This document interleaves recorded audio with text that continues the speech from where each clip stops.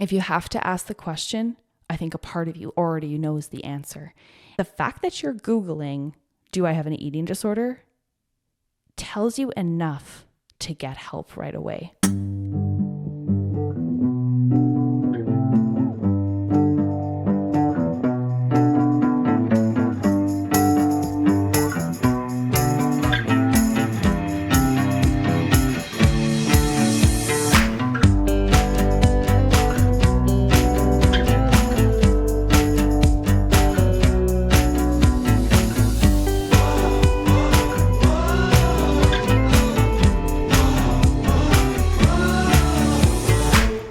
Okay, testing, 1, 2, 3. Ooh, I should take my Invisalign out because I can hear it.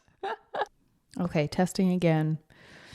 I sound more like a normal person, and not that I have plastic mouth trays in, which will hopefully be all done in like 6 weeks. Oh, please be done then. Okay, welcome to Uncovery and another episode today. There's a very special guest here with me, and it is my dog Lucas, and he is tiny and in his bed. Today is a bit of a stressy anxiety day for me, actually. So it's nice that he's here. I feel very tense, and I hate that. I don't like how much I can physically feel that, but it actually helps me identify that I am feeling anxious at all. Being able to sort of identify in my body where I'm feeling those emotions is something that I have definitely not always had access to. And so I have it now, which means that then it prompts me to basically unpack where that's coming from. Now today it was a relatively simple investigation as to what the anxiety is coming from. I had a really unexpectedly challenging conversation, work related, this morning, and ever since then it's just been this tension right in my stomach. So like right below my rib cage is where I'm feeling this anxiety tension, and it just feels like I can't unclench my stomach. And for me, what the implications of that are is like it demolishes like that, the hunger that I either had or should be having, around meal times, and prompts this status quo, older patterns of just don't eat then. Because if you're not starving empty, or you don't feel starving empty, then you definitely don't need food. And so through this morning and into the afternoon, I've just been saying as many nice things to myself as I can to sort of talk that anxiety out of its knots as much as I can, so I can get on with my day, get on with my life, and not ruminate about the things that are making me a little bit stressy and depressy. And so one of the nice things that I've been saying is, everything's going to be okay. You've done everything that you can do within your control right now, and you have a plan for whatever happens. Everything that's within your locus of control, you've done everything you can, and everything's going to be okay. So that has been helping to a small degree, but that default mechanism of I'm stressed, I'm anxious, my stomach is literally tense, so I just don't want to eat. That pattern is, it's nefarious, and it's so ingrained. And so because I needed the reminder today, maybe somebody else does. If you're anxious, you still need to eat. If you didn't do enough work that you thought you were supposed to, you still deserve to eat. If you didn't work out today, you still deserve to eat. Eat the food. Eat the food.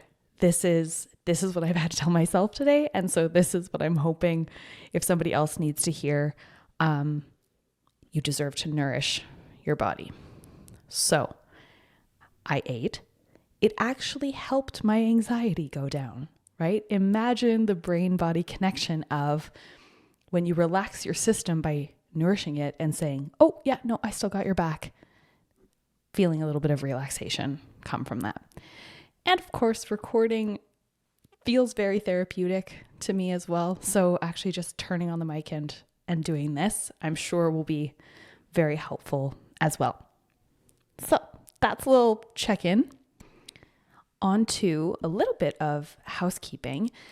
This is the first episode out since the launch, and I have had a really, really incredible response to the first few episodes and to the podcast coming out. And I wanted to say a big thank you to everybody that's reached out, that's followed along, that's been listening and liking and commenting and rating, because it's so affirming to know that this is the right thing to be doing and working on and to be sharing, because it shows me that there is a need for this to be out there. And so, yes, thank you. And if this is the social proof that you need, if you've been thinking about reaching out or thinking about getting in touch or asking a question or anything like that, there are other people that are doing that. So if you're thinking, well, I don't want to be the only one that's reaching out or that's commenting, whatever it is, like, please do it. Other people are there.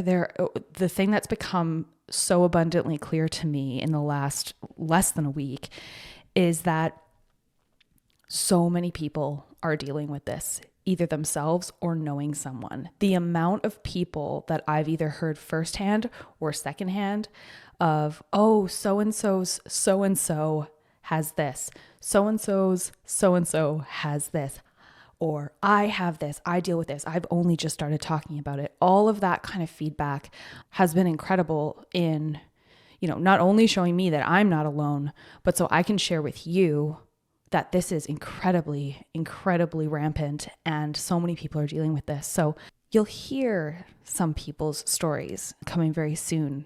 And please know that your story is safe here and you're not alone. So if you were hesitating, don't. Inviting people to share their stories is a bit weird in some way. So there's been a bit of an organic thing where, people's stories being shared as guests. It has been happening a bit organically because they've reached out to some extent. But it's a weird thing for me too. I can't really ask people like, hey, do you have an eating disorder that you want to come and talk about on my podcast if they haven't come to me first? So if you want to share, there's actually a form on the contact page for potential future guests. So if you're interested in that. And speaking of forms on contact pages, I have opened up a Q&A and a Q&A box in hopes to answer some of the most frequently asked questions in a very near episode. This is something that's actually been requested by a few people as well. And so I'm fully in for that. And I've always really wanted to do that. So there's a question form on the website, uncoverypod.com. You can reach out via DM. You can email me at maddie@uncoverypod.com. And it can be totally anonymous. So the form doesn't require you to fill in your name. You, of course, can. I'd be happy to know who you are. But if you'd prefer it to be anonymous, you can absolutely do that too. So, Instagram, email, contact form, smoke signal, whatever works for you. Start sending in those questions and then I'll consolidate them and answer them on an episode very soon. So that's all the housekeeping.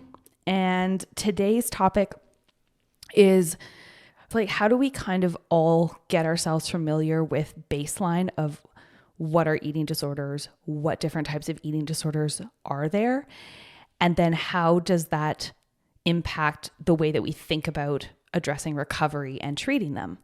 And so today I really want to start with, what are the main types of eating disorders insofar as we actually diagnose them psychiatrically. So I want to start talking about the diagnoses of eating disorders by talking a little bit about the DSM. And the DSM is the Diagnostic and Statistical Manual, and it covers all sort of mental illness and psychiatric disorders, the ways that we quantify them, the ways that we diagnose them, and the ways that we can kind of treat them as a result. Now, the current version is called the DSM-5.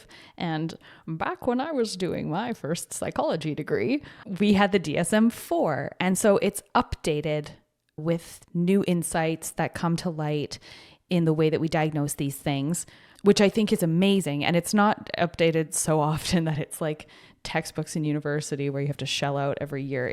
The last update I just looked was actually 2013. And it's not a huge revision. The DSM-4 and the DSM-5 have some kind of differences. And I'll talk a little bit about the importance of updating the way that we think about diagnosing eating disorders. But so far, in order to diagnose an eating disorder, what we typically go to is the DSM to see if somebody meets a criteria for a particular eating disorder, because it really helps to guide treatment if we can identify what it is that's going on with them. So let's kind of get into it. Probably the easiest way to start is to go from the most memorable or recognizable, or what we think of commonly when we think of eating disorders. And the first one that we'll look at is anorexia nervosa. And anorexia is characterized by a restriction of food intake to below what the body needs, which leads to a low body weight and significant weight loss in some instances. And so the ways that this is identified or diagnosed is that, again, this restriction of energy intake way below what it should be for like your sex, your age, your development. And then it's coupled with this intense fear of weight gain. So you're very afraid of becoming fat, you're very afraid of gaining weight, and your behaviors interfere with your life. There's often this disturbance in the way you experience your body. Some people will call this like body dysmorphia, but the influence of the way your body looks may be very, very skewed. And we put this real weight, pun not intended. We put a lot of weight on our weight, our body, our shape, and things like that. This is what I deal with and struggle with and have for a really long time. Now, what people might not know is that there are actually two subtypes of anorexia, which fall into the binging and purging subtype and the restricting subtype. So in a binging subtype, the individual also engages in recurrent binging and purging episodes. So eating an abnormally large amount of food and then misuse of laxatives, throwing up, using diuretics, things like that, but is still classified because of their drop in weight as an anorexic individual. The restricting type is simply that weight loss and that is due to restriction fasting only. So without the binging and the purging as a part of it. So that's the difference between the two subtypes, but that's all anorexia nervosa. They specify that with certain BMI ranges, it's either mild, moderate, severe, or extreme. That's probably helpful from a clinical perspective. But in terms of the actual behaviors, it doesn't really change anything about those. The next eating disorder we'll talk about is another one that might commonly come to mind when we think about them is bulimia. And this one is essentially a binging and purging pattern. So it's eating a lot more than what a normal amount of food would be within a very short period of time. And so it's, definitely larger than what most individuals would eat in that period of time. And it's also characterized by this real lack of control around the eating. So this, once you have started, you just can't stop. And then what characterizes bulimia versus just binge eating is that there's a compensatory behavior. So you're compensating for all that food by either throwing up, using laxatives, over exercising. So you're doing things to prevent weight gain that would be as a result of this binge eating episode. So the way that they diagnose it is it has to do a lot of the time with how often it's happening. So, a certain amount of times per week for a certain number of months to be classified as a clinical eating disorder. But for bulimia nervosa, it is also characterized by this self-evaluation discrepancy between reality and your perception of your body.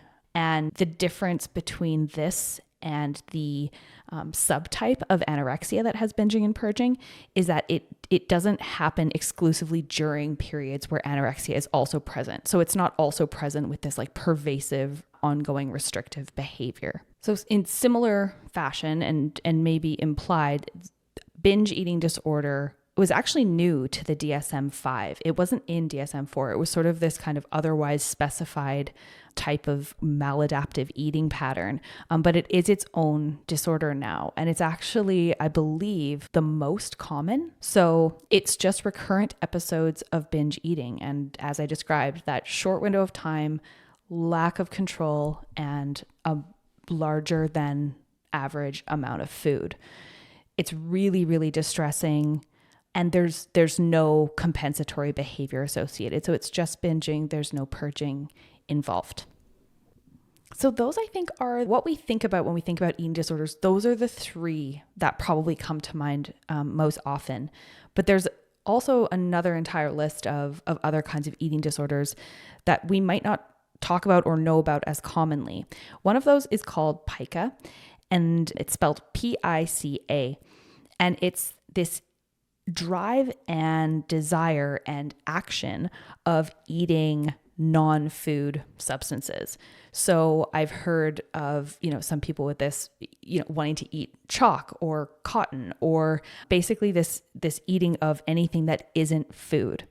And it isn't as a result of another mental disorder for it to be qualified as an eating disorder. So it isn't, related to maybe somebody that has autism. It isn't related to age or developmental status. So, 2-year-olds, 1-year-olds, they don't have pica just because they're trying to eat sand or dirt or things like that. So for someone's life developmental stage, to be eating this non-food substance would be inappropriate and physically very, very dangerous and damaging. And so that would qualify as pica. Rumination disorder. This is one that I had actually never heard of or read about until I was looking at this. And I'm just going to read it because I can't describe it because I'm not as familiar with it, but it's the repeated regurgitation of food, and the food is either rechewed, reswallowed, or spit out. So it's not due to a medical condition like acid reflux or something gastrointestinal.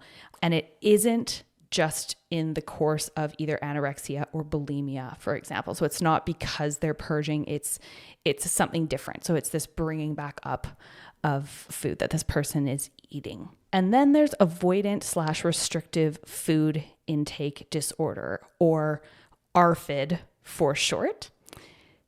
This is a real aversion and avoidance based on things like sensory characteristics of food. So things like texture, things like temperature, or things like particular types of food or food groups that are not necessarily associated with other kinds of eating disorders, but manifest in this way that means that this person is not getting their nutritional needs met.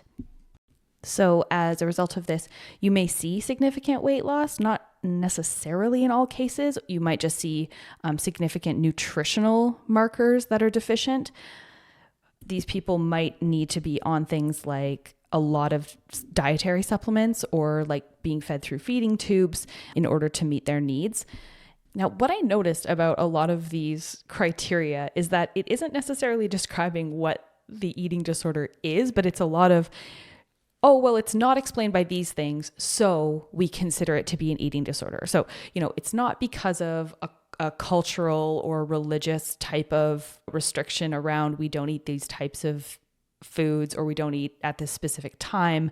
That's not an eating disorder. That's like a cultural practice. But things outside of that are still very different than what we would quote unquote say is normal eating. That's where we start to diagnose it as an eating disorder, especially if there's a lot of distress caused by it, which I think is really the main takeaway about a lot of mental illnesses, is that many things can be kind of placed on a spectrum. But the disturbance in our lives and the way that it comes into our lives and messes them up, that's when we start to think about them more so as a disorder. So those are all of the, I don't even know how to describe except for like these tick box sort of, yep, you have all of these, and therefore here is what the eating disorder is that you have. Those are the ones that we just talked about. But there's a whole bunch that don't fall under that criteria. And oftentimes it's because the symptoms or the behaviors are the same, but they either just don't happen as frequently. So for example, atypical bulimia is the same patterns of behavior, but it just doesn't happen as frequently. So it doesn't happen once a week for 3 months at a time. And so it's this sort of catch-all for these atypical manifestations of these same types of behavior. So either it's atypical anorexia, atypical bulimia, atypical binge eating, and then there's purging behavior or purging disorder, which is without the binge happening first, this person is still either vomiting using laxatives or diuretics in order to control their shape or their weight, but it hasn't been preempted by any binging episodes. And then night eating syndrome is also another one. Okay. And then they have another whole category that's just unspecified feeding or eating disorder. And so it's just, they don't have any of the particular patterns that put them in any particular box.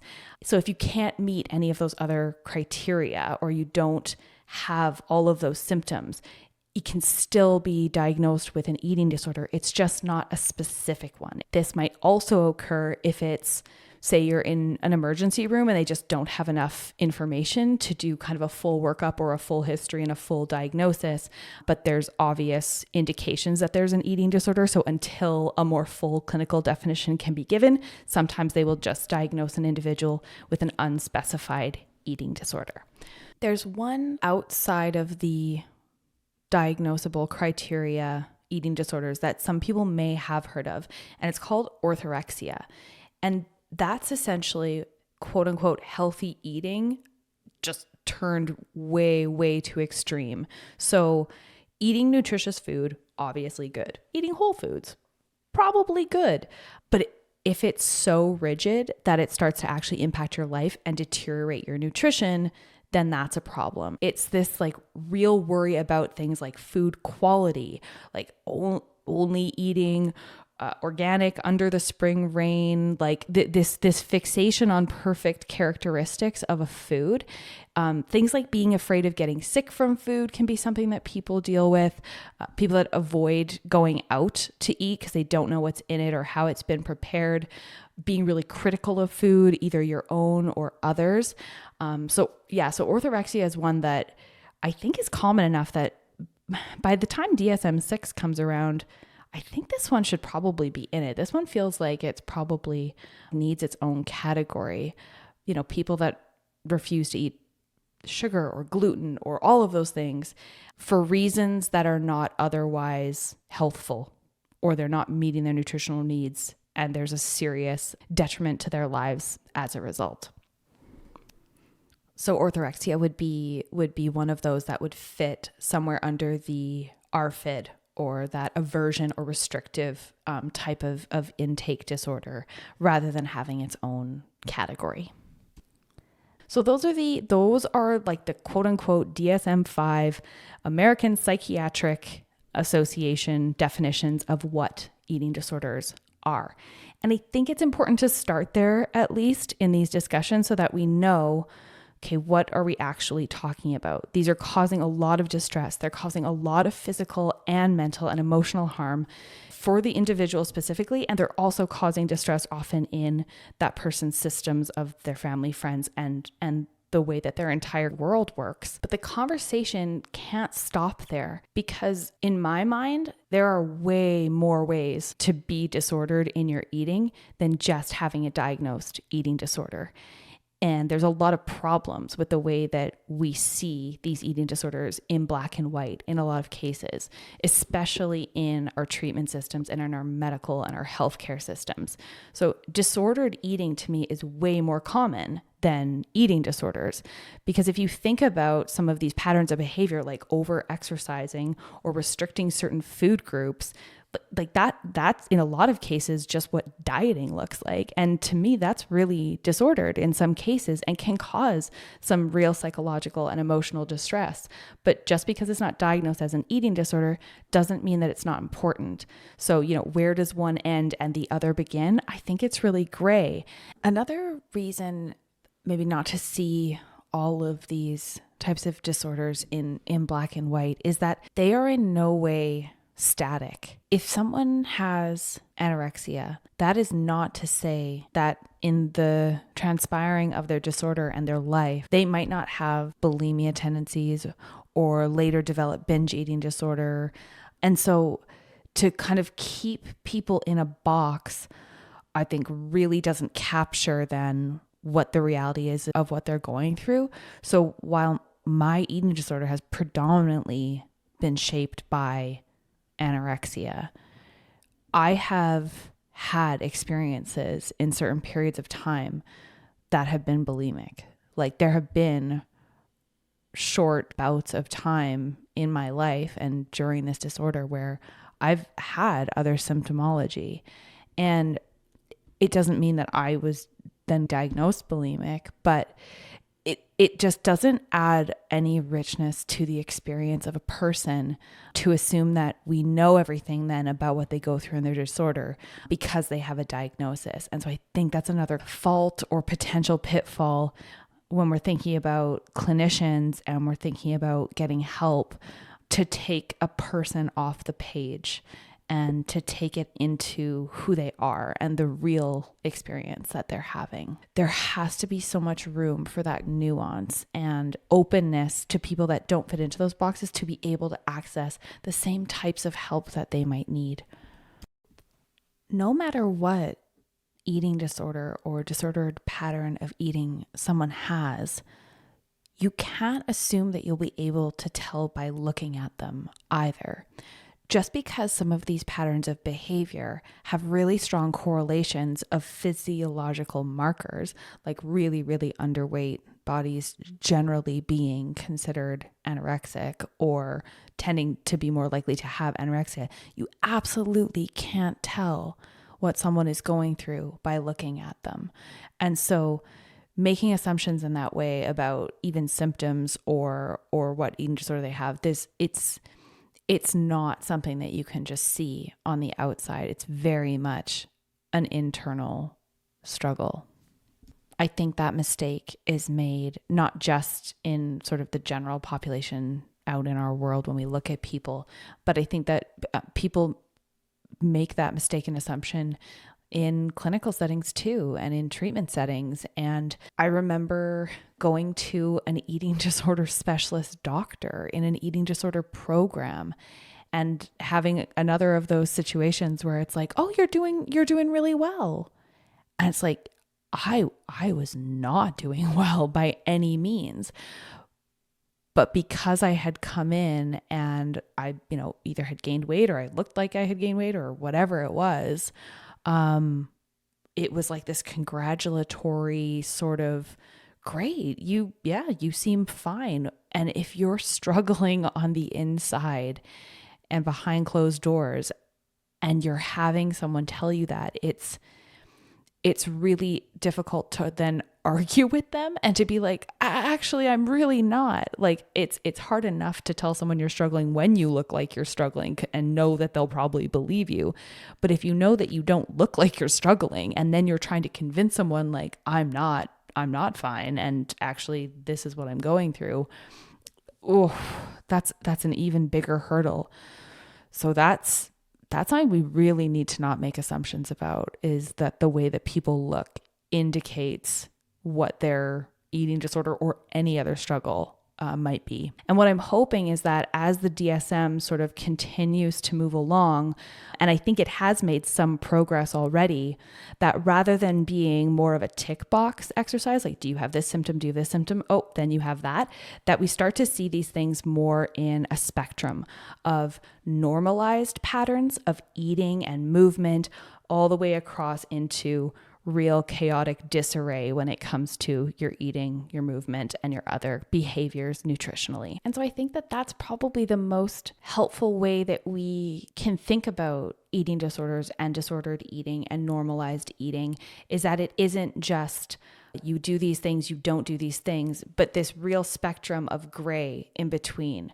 So I see it as, on one end of the spectrum, intuitive eating, like optimal nutrition, real holistic kind of wellness on one end. And then as we kind of go across the spectrum, it moves towards full-blown clinical eating disorder, really, really impactful on the person's life, really, really destructive on the person's life. And then everything in between is sort of a different varying shade of gray. So I would call that shades of disordered eating, because really anything that isn't that optimal intuition about, eating the right things for your body, what it needs, and being really nutritionally well, anything except for that probably has elements of this sort of disordered or disorganized pattern of eating. And then that helps us to understand, how do we help people? Because we do need to know that some people have really, really extreme eating disorder behaviors that need a lot of intervention and a lot of support. And we might have a little bit less work to do for people that just have a little bit of a preoccupation with a certain part of their body. Then we know to focus on that problem instead of maybe this host of issues that someone with what we would diagnose as a more severe eating disorder is. My take on it is, if you have to ask, or if you have to think to yourself, do I have an eating disorder? It's probably worth bringing up to a professional. If you have to ask the question, I think a part of you already knows the answer. And I spent a lot of time first in outright denial that I ever had a problem with eating, that I was just like really nutritionally focused, really, really quote unquote healthy, and that I didn't have an eating disorder at all, to somewhere along the line thinking, is this an eating disorder? Like, would that qualify? And I would find myself Googling, like, what are eating disorders? What are eating disorder symptoms? What are the criteria for eating disorders? And sometimes I would find that I met them. Sometimes I'd find that I didn't. But the fact that you're Googling, do I have an eating disorder, tells you enough to get help right away. And I mean that sincerely. It is never too early to check in with someone, to tell someone what you're going through, because the sooner that you catch it, the less time it will hopefully take to get through it and recover from it.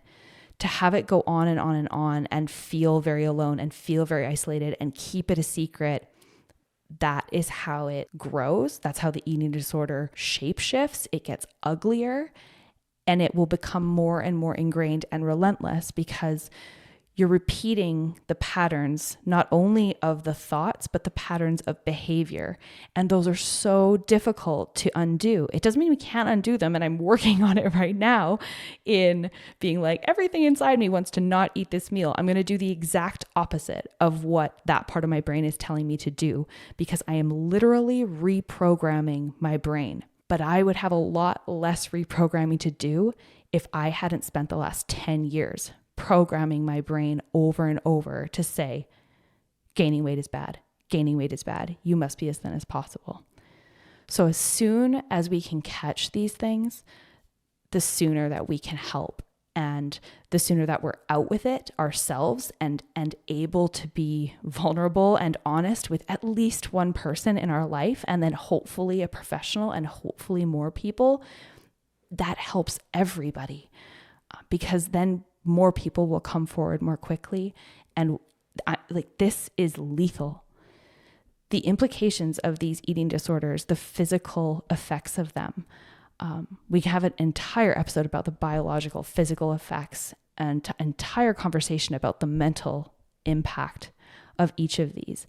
And they're devastating. They're the most lethal mental illness. And we can literally save lives if we can understand what the signs, what the symptoms are, and how we can give people better help. So while we need these criteria to identify as quickly and easily as we can who needs what kind of help, the criteria themselves should not preempt anyone from getting help if they don't meet these criteria. Everybody deserves to have recovery from whatever they're struggling with. And I think it's really problematic in some cases in our healthcare systems that if you don't meet the right criteria or you're not quote unquote sick enough, that they won't provide you with a certain amount of care. They won't provide you with psychological services. They won't provide you with certain specialist services if you haven't met particular criteria, especially when it has to do with like BMI.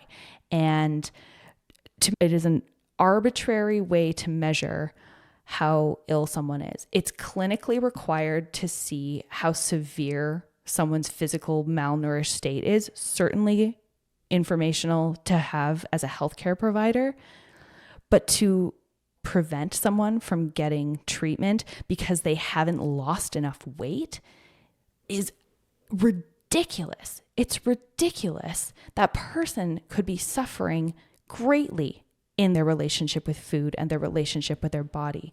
And if we're overlooking that, we are doing a huge harm to so many people, all of those people in that middle gray area. And I would be shocked if the majority of people haven't spent some time in their life in that gray area, because that intuitive, nutritionally balanced, optimal state, I mean, from my brain right now, that feels like a unicorn. I know it exists. I've seen it. I do know that there are people that have that. And I think that's incredible. And oh my God, if that's you, hold on to that and be an example to everyone else about what food freedom and intuition really, really looks like.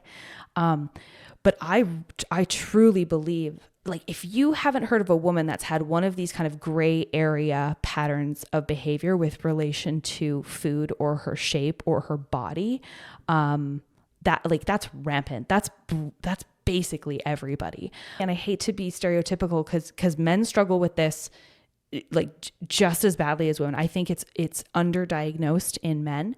And I'll be speaking to a couple of guys on the podcast coming up because there aren't enough voices around men and men's eating disorders and men's body issues. So how can we then systemically address those issues is the real key, because they can lead to bigger and bigger and bigger issues. If you can't catch it along that spectrum, you're just going to roll further and further across to where then you're really in the trenches with your eating disorder.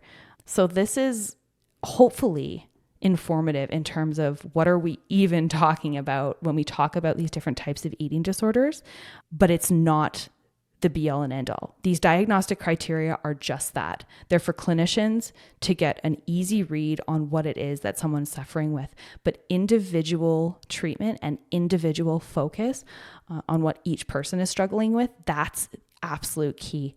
And again, if you have to even ask yourself whether or not your eating behavior is normal or if it's disordered, you really already have your answer if you have to ask the question.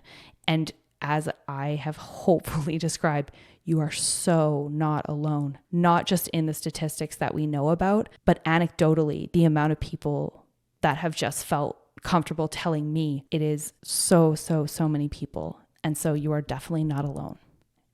I know it feels like it. I know it feels like it. I still feel like it sometimes where I'm like, surely I am the only person that is this messed up. Surely I am the only person that has these thoughts or these feelings.